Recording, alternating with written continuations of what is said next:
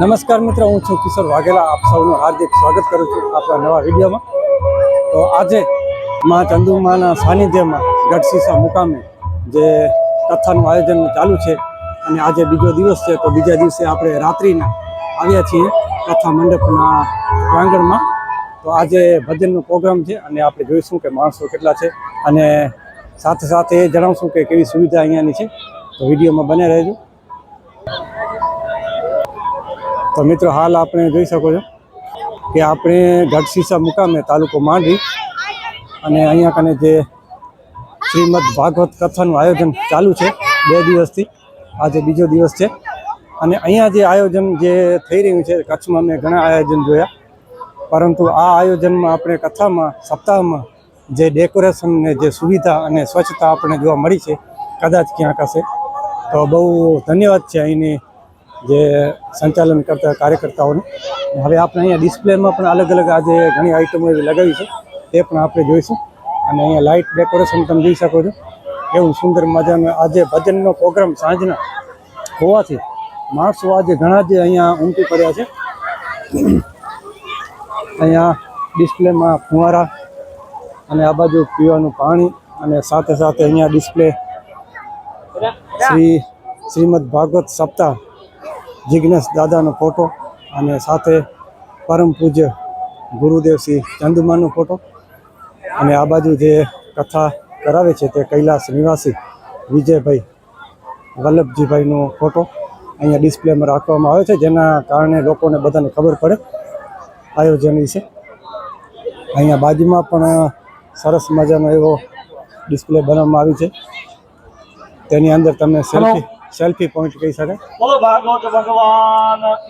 જય અંબે માં. તો હવે આપણે અહીંયા જે ભોજનાલયમાં હજી પણ ભોજન ચાલુ છે ને લગભગ 9 વાગ્યાનો સમય છે અને માણસો ઘણા છે, જેના કારણે હજી પણ ભોજનાલયમાં પ્રસાદી કક્ષમાં માણસો જમી રહ્યા છે.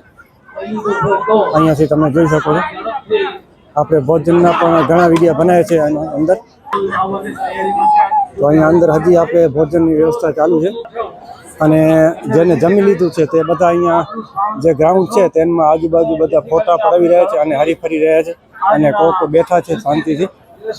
તો બહુ ઠંડો હવામાન સાંજના ભાગમાં. દિવસમાં બહુ ગરમી હતી, પરંતુ રાતના ભાગમાં હાલ બહુ ઠંડો હવામાન છે, જેના લીધે માણસોને બહુ મોજ પડી રહી છે.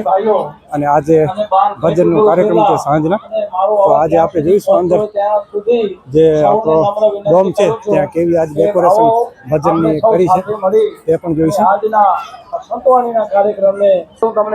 તો અલગ અલગ જગ્યાએ પાણીની વ્યવસ્થા રાખવામાં આવી છે, જેને માણસોને કોઈ તકલીફ ન પડે. પાણી જેને તરસ લાગી હોય તો પી શકે. અને હવે આપણે અંદર જે મેન ડોમ છે જ્યાં કથા વચાય છે અને આજે ભજનનો કાર્યક્રમ છે ત્યાં આપણે અંદર જઈને તેની ડિસ્પ્લે અને આયોજન જોશું કેવી તૈયારી છે. અહીંયા ફ્રન્ટમાં તમે જોઈ શકો છો સુંદર મજાનો એવો સ્ટ્રક્ચર બનાવવામાં આવ્યો છે, રજવાડી. આપણે જોયા જ કરીએ ને ઘણા માણસો અહીંયા સેલ્ફી ફોટા પડાવી રહ્યા છે. અને હવે આપણે અંદરનો માહોલ જોઈએ. માણસો આજે ઘણા છે, આતુરતાથી બધા ભજન માણવા અહીંયા પહોંચી આવ્યા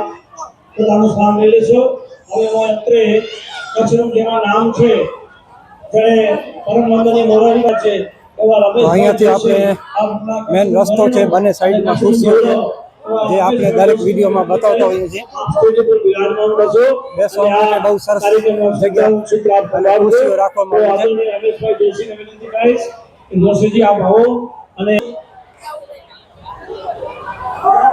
જો આપણે જેટલી શાંતિ રાખીશું એટલા ભગવાનના ગુણગાનને માણવા માટે, આપણી સંસ્કૃતિને જાણવા માટે આપણે સૌ અત્યારે ભેગા થયા છીએ.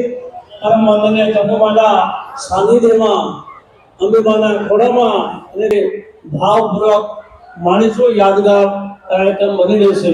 કારણ કે વર્ષો પછી આવો કાર્યક્રમ આપણા ગઢશીસાને આંગણે આવ્યો છે. 1984માં પરમ વંદનીય પ્રાચીનીય બ્રહ્મની ગૌરીજી મહારાજની કથા આરતી જન્મેની હતી. આવી જન્મેની આપણે બોલાવો નાનું કે મોટું, ચંદુમા અવશ્ય હાજર હોય ને હોય જ. પછી ભલે નાનો કાર્યક્રમ હોય ચાલો આપણે જોરદાર તાળીઓથી રમેશભાઈને વધાવશું, તાળીઓ જોરદાર. આપણા કચ્છનું ઘરેણું જ કહી શકાય એવા રમેશભાઈ હમણાં જ વાર્તા કાર્યક્રમમાં એમને એવોર્ડ મળેલો છે. ઘણા બધા અમારા શિક્ષક જગતનું ઘરેણું કહી શકાય એવા રમેશ જોશી સ્ટેજ ઉપર બિરાજમાન થઈ શક્યા છે. રમેશ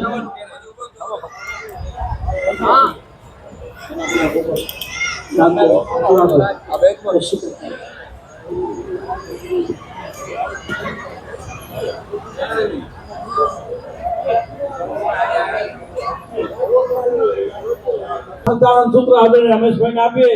મારી સાથે પૂરા ભાવ સાથે એક જે બોલાવો, બોલો દ્વારિકાધીશ કી અંબે માતા કી જય. ધન્યવાદ.